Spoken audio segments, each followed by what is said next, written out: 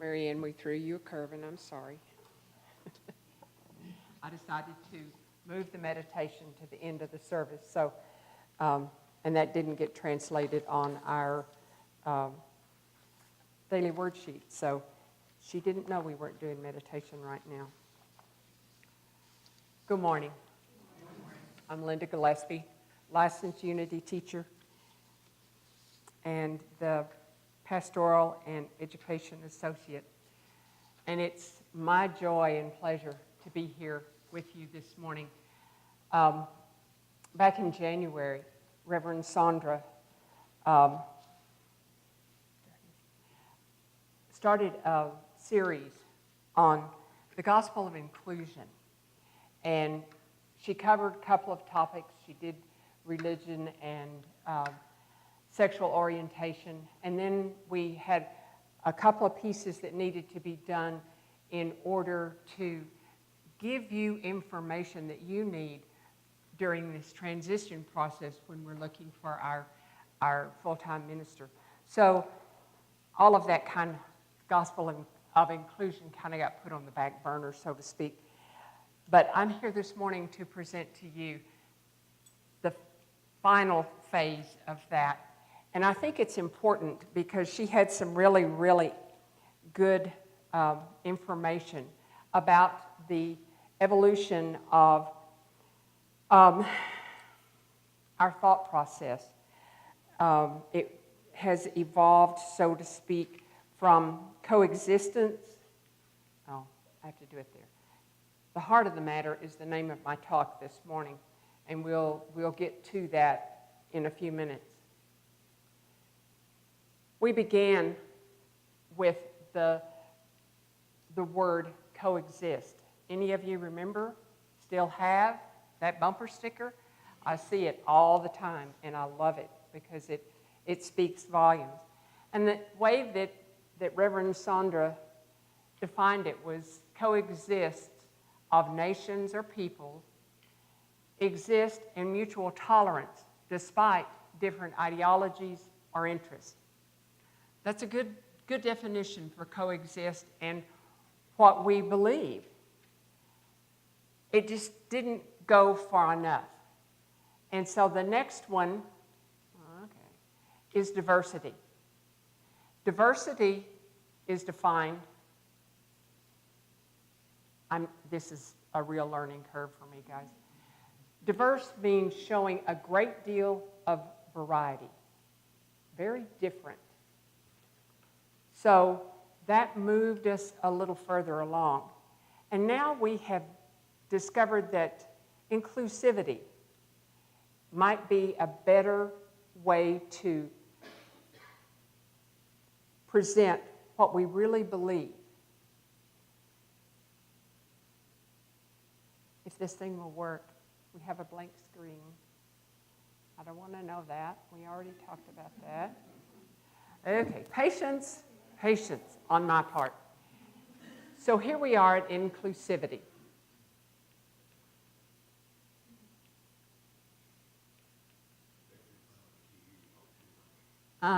Yeah.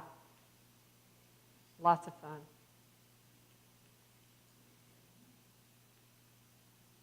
Well, this is silly, and I don't have it written down. There it is. No.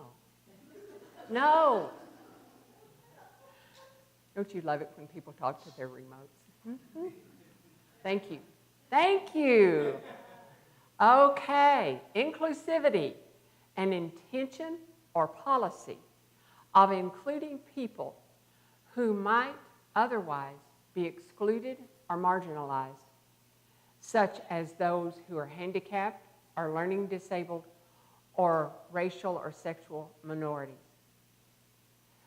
So that's where we are, at inclusivity. And do you think it would go back? Of course not. In preparation for this talk, and it has required a lot of preparation on my part. Most talks for me, have come right straight out of the textbooks that I teach from and the Unity basics that I know so well. And this is a little deeper digging for me. And I've loved every minute of it. Left to my own devices this morning, you'd be here till 4 o'clock this afternoon. But I'm not going to do that. My biggest challenge was paring it down to about 20 minutes. When I began, excuse me, my preparation, I realized that actually I had begun my preparation back in June at the Unity People's Conference in San Antonio. A brilliant man named Sharif Abdullah was one of the keynote speakers. And I was so inspired by his keynote that I knew I had to be in his workshop the following day. And I was. And in that workshop, I bought a book called Creating a World That Works for All. It was my intention with that purpose to devour that book immediately. But any of you who were here in June when Karen left know that that didn't happen. It was all feet on the ground, moving as fast as we could move to begin the transition process. And so this book laid on my bedside table, just waiting for me to do more than just give it a look, to look wistfully at it, and then move on. But preparing for this talk gave me the opportunity to actually open the book. And I can't tell you what I found, can't tell you all that I found in that book. What I knew about Sharif was that he had an understanding of not only inclusivity, but how racism is a big part of the mess, which he defines as the nightmarish complex of societal and personal problems that afflict today's world. Does that sound familiar? Sound like anything that you've noticed? The color of his skin also gives him a clear understanding of racism. Sharif believes that our souls have been starved by society. He says we are hungry for what we don't know and haven't experienced. He goes on to say, there is a hole, an empty place in my heart, and I feel bad about that. I want it to go away. Someone tells me that the reason for my feelings of emptiness is something called racism. If we fix this racism, the emptiness would go away. Although the racism is real, the diagnosis is false. He shares a story. When I was 12 years old, a man named Malcolm X articulated the reason why the world did not work for black people, though it worked for whites, and the reason was racism. The argument made compelling sense to me and a lot of others in my virtually all black community, because we had little contact with or interest in the wider world where the racism theory might have been tested. We had no reason to doubt it. So for years I struggled to get the world to work for black people. Through demonstrations and protests, through economic and cultural development, through giving and receiving education. I struggled to make the world work for the black community. Following the theory of black nationalism, I joined with others in attempting to create separate political, social, and economic institutions, ones that would be by and for African Americans. Sharif goes on to say, in college, I began to realize that my worldview was incomplete. I saw that the world did not work for some white people either. My struggle then expanded to include poor people of all races. The next shock came in realizing that the world did not work for some middle-class people too. Since that time, my worldview has been constantly expanding, and I am now aware that the world does not work for anyone, whether human or non-human. The ultimate questions are not about race, poverty, affluence, political party, or any other division of the world in the breaker scheme of things. My ultimate question is this. In a world of 6 billion humans and countless other beings, how can we create circumstances wherein each being can flourish without limiting the life expression of others? In short, how can we create a world that works for all?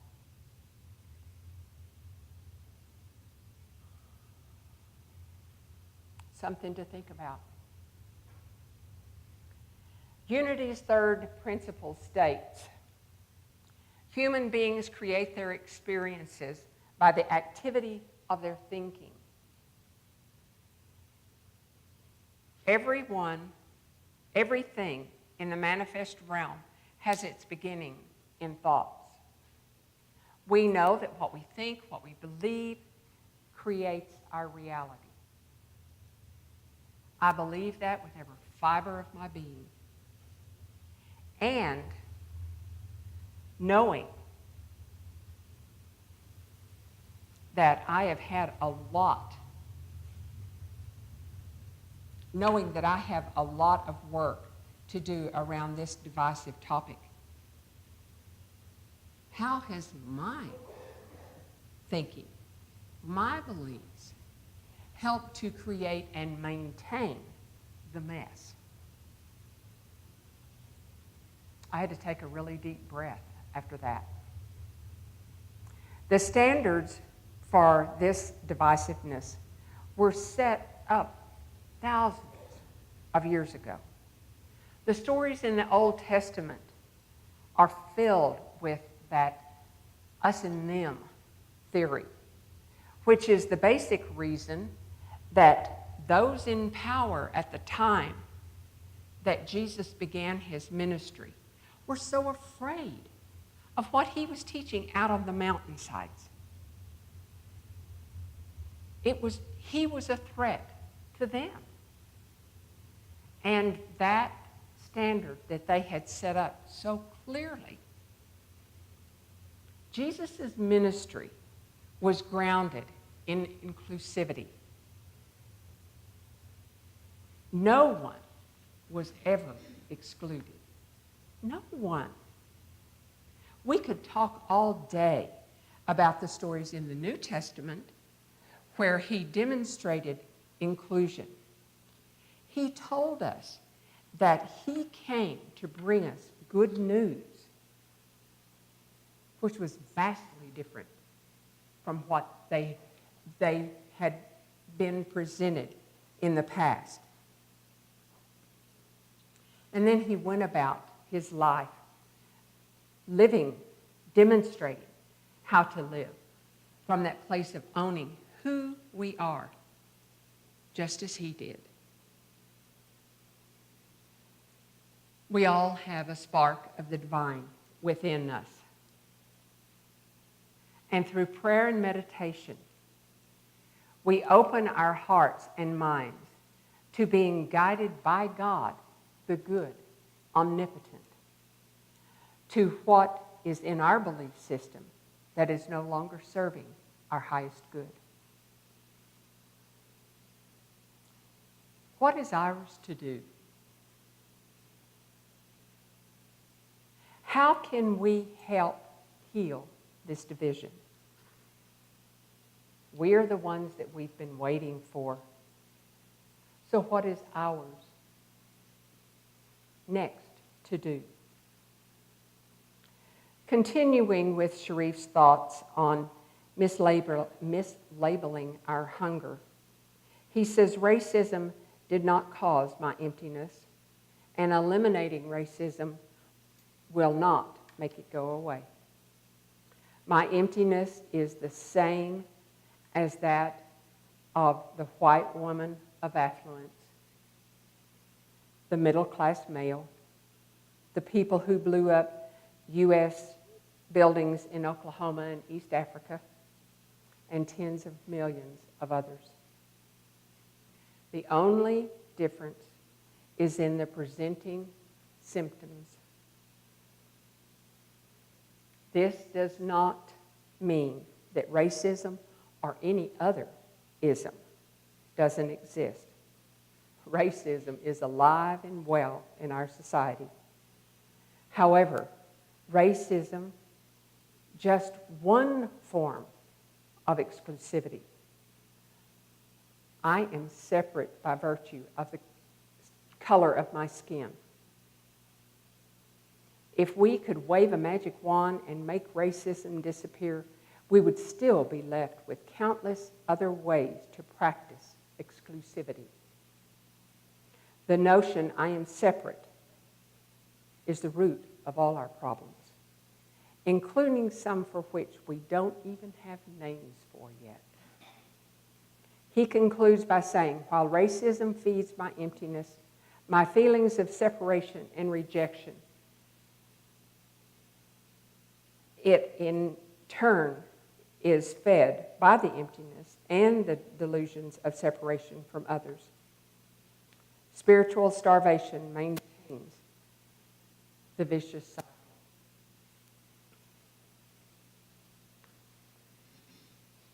Racism is alive and well in our society, and right here in New Braunfels, Texas. With Sherry Stead's permission, I'll share a story that she shared on Facebook a couple of years ago that just brings to light the reality. She had taken one of her nieces to an ice cream parlor for a treat one afternoon. The place was full of people there for the same purpose that they were there for. They were enjoying their afternoon, they were talking, and the energy was high. And as they were sitting there, a woman, a Muslim woman, walked in with her child for the same purpose that they were all there for.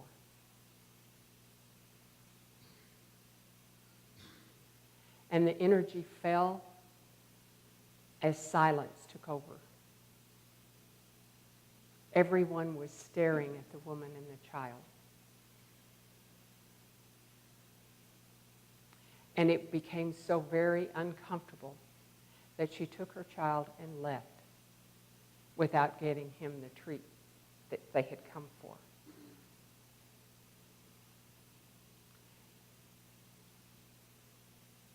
It was very upsetting for Sherry, and Harper noticed. And when they left, she said, "Aunt Sherry, what's wrong?" And so Sherry explained to Harper in 5-year-old terms what she had seen. And Harper, was just surprised. She said, "Aunt Sherry, I would never do that. What difference does it make what color their skin is, how they dress, what religion they follow? out of the mouths of babes. Right here in New Braunfels, Texas. It's alive and well, my friends. I skipped past information about Sharif Abdul's credentials. He is a leading proponent and catalyst for inclusive social, cultural, and spiritual transformation. He is the founder and current president of Common Way Institute, dedicated to the creation of a society rejecting our deep, no, not rejecting, reflecting our deepest spiritual values.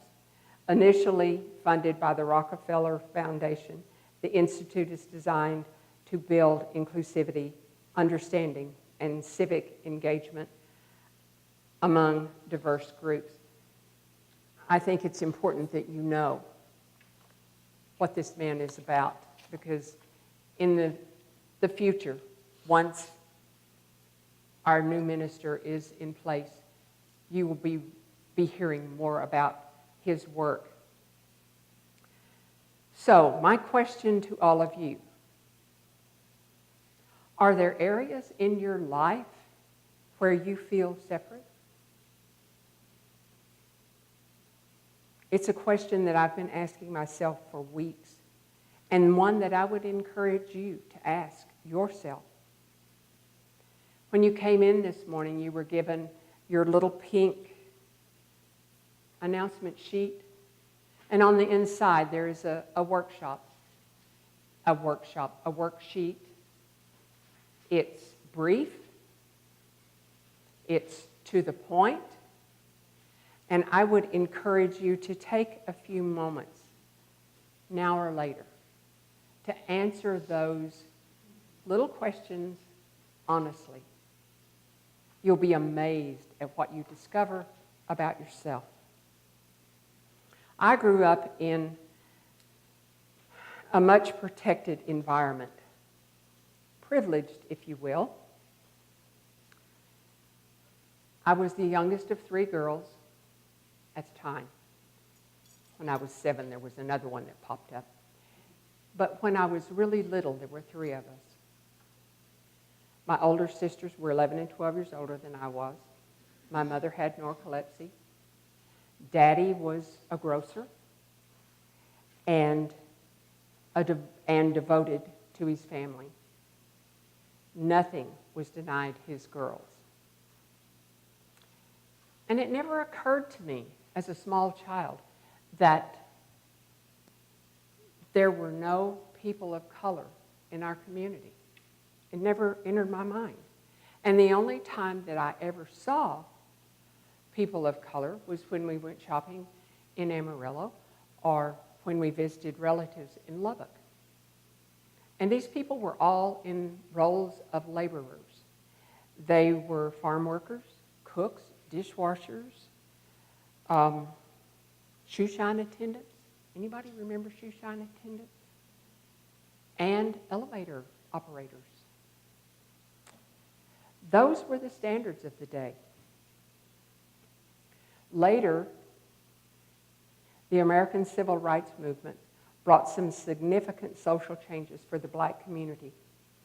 But social changes do not change long-held beliefs of individuals. As a small child, I spent a lot of time with my daddy in the grocery store, the market. And there were always men gathered around, talking and laughing and all of that kind of stuff as he worked. And I can remember one day, someone said that they had seen a stranger in town earlier that day. And what I heard was, and he better not let the sun go down on him. He'll get run out of town on a rail. Well, you know, a 4 or 5-year-old does not understand the meaning of those words or the intent for sure. And I was much older when I realized that the stranger was black and there was great gravity in the statement that he made.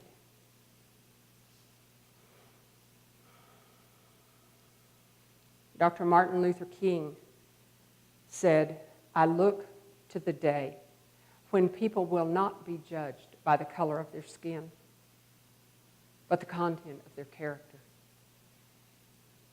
To this I say amen. I thought we'd put racism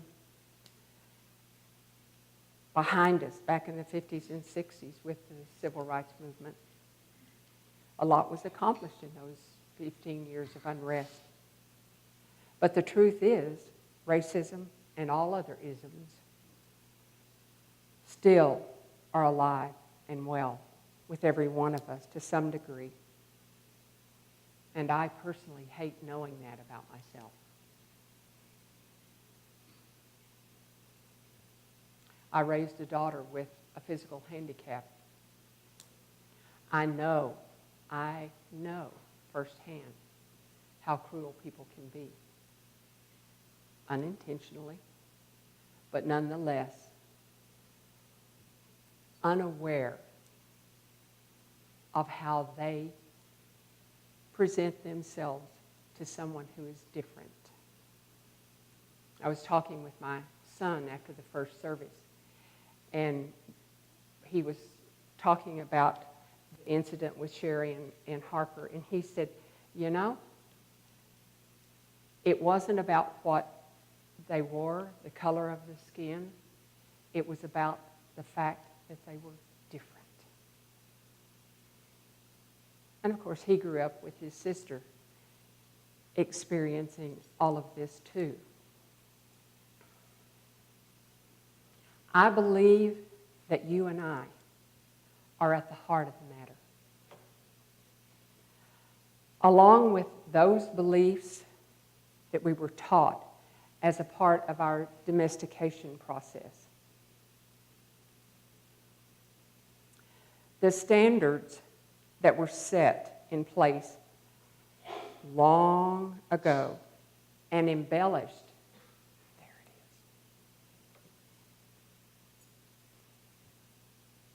is, as we have evolved, as the human race has evolved.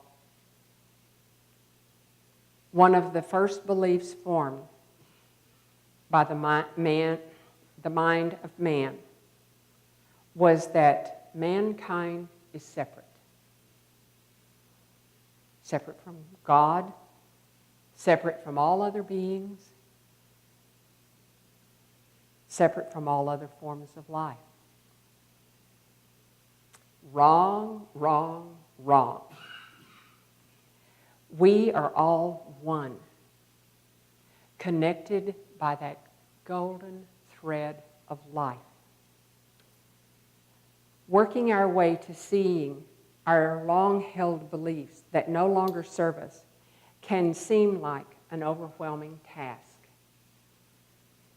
And I highly recommend the 4 Agreements written by Don Miguel Ruiz.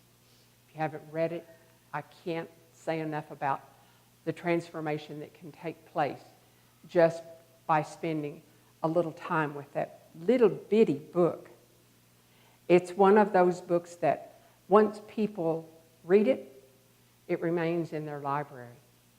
Rarely do we see a copy of it donated to our used book sale or to our library.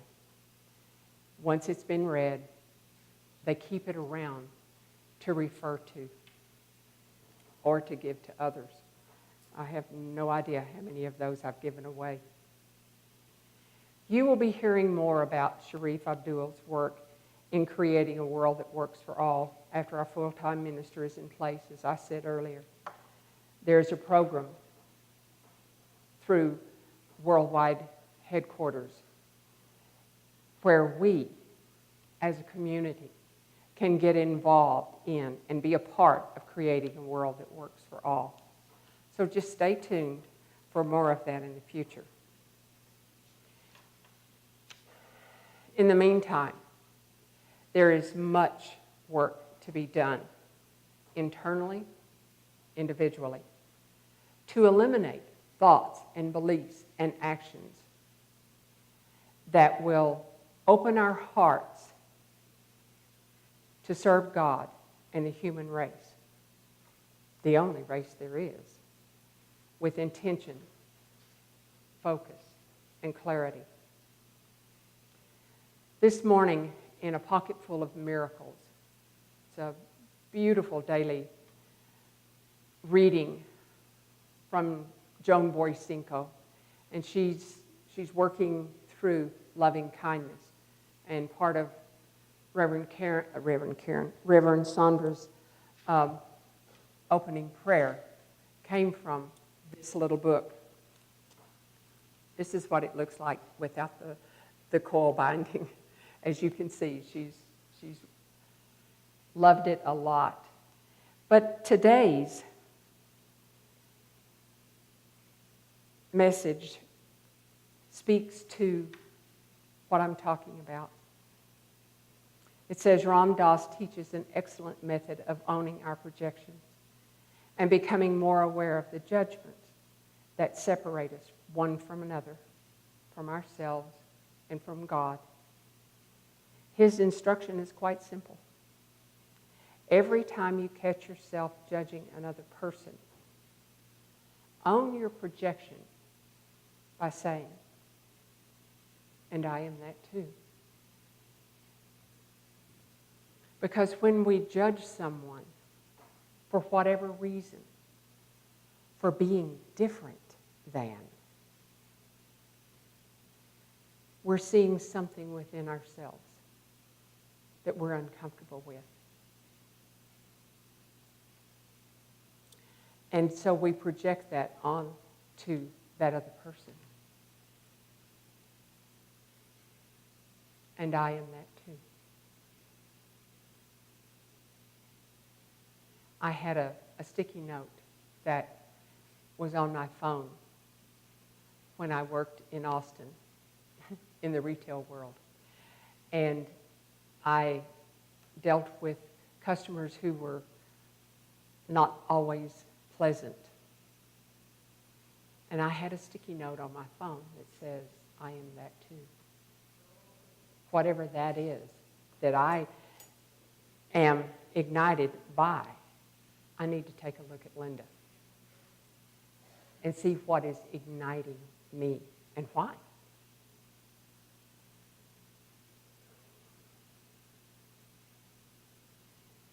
I will close with a quotation from Jack Kornfield. To undertake a genuine spiritual path is not to avoid difficulties, but to learn the art of making mistakes wakefully, to bring them to the transformative power of our heart. He wrote that in a book called A Path with Heart. May we all learn the art of making mistakes wakefully, because we all make them. We just need to be awake and aware.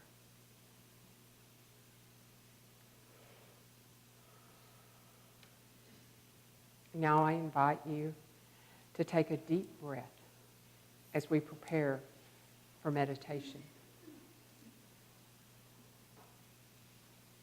Breathe deeply and exhale fully.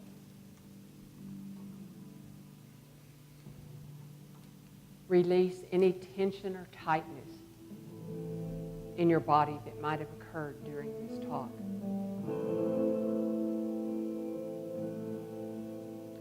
Take another really deep breath.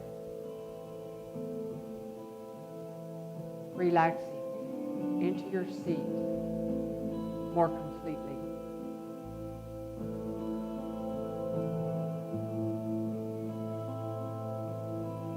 Now one more. Deep breath. And let your eyes close if you haven't already done so.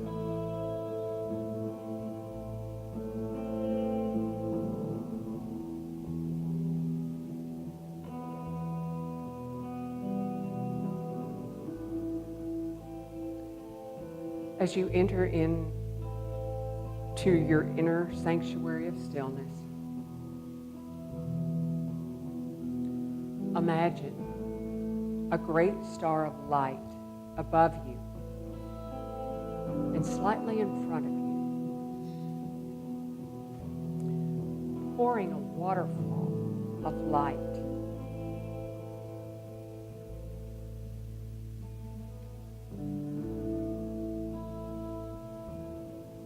Over you. Let the light enter the top of your head and wash through you, revealing the purity of your heart.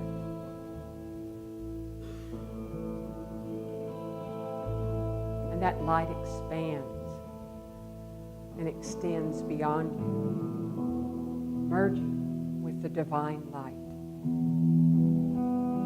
See yourself totally enclosed in the egg of light. And then repeat these loving kindness blessings for yourself with all the respect and love that you would have for your only child.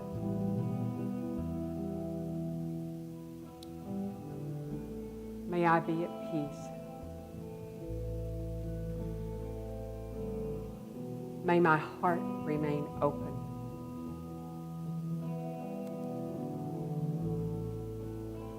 May I awaken to the light of my own true nature. May I be healed.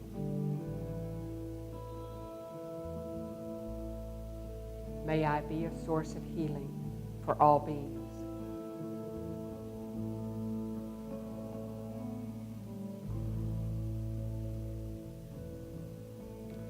Next, bring a loved one to mind.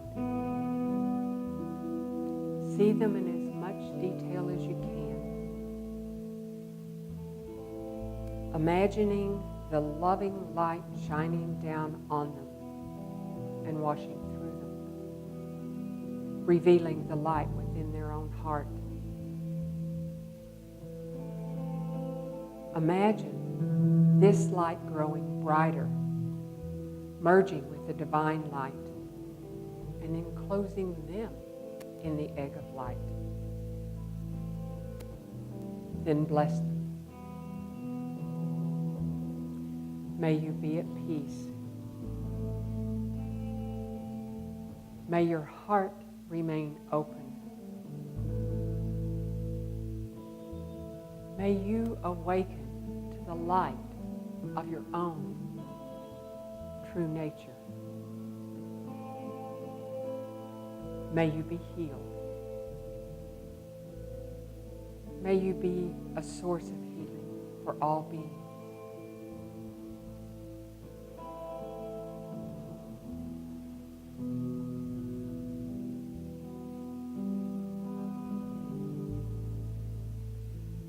Next, think of someone you hold in judgment, to whom you are ready to begin extending forgiveness. Place them in the egg of light and see the light washing away all their negativity and delusions, just as you did for you and your loved ones. Bless them. May you be at peace. May your heart remain open.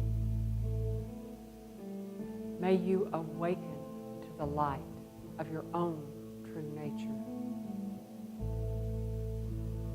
May you be healed. May you be a source of healing for all beings.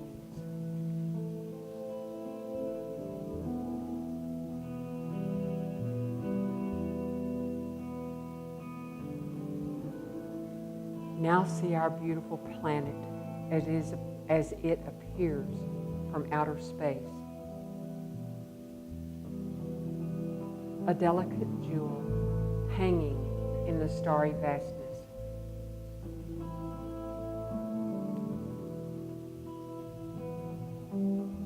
Imagine the earth surrounded by light. The green continents, the blue waters, the white polar caps,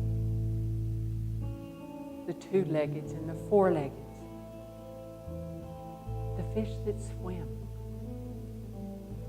and the birds that fly. Earth is a place of opposites, of day and night, good and evil, up and down, male and female. Be spacious enough to hold it all as you offer these blessings. May there be peace on earth. May the hearts of all people be open to themselves and to each other. May all people awaken to the light of their own true nature. May all creation be blessed and be a blessing to all that is.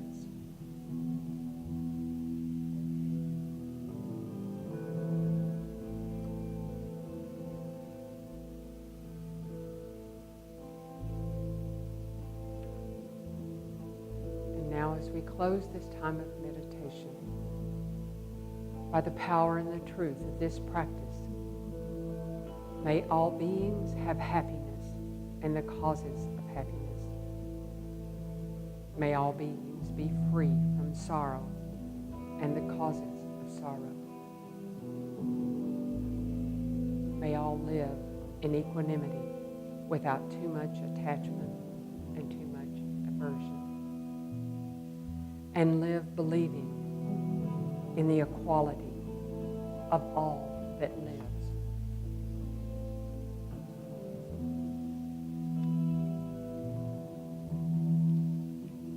And so it is.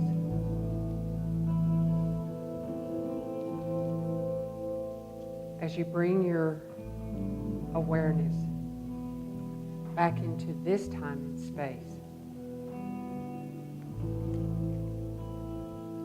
open your eyes gently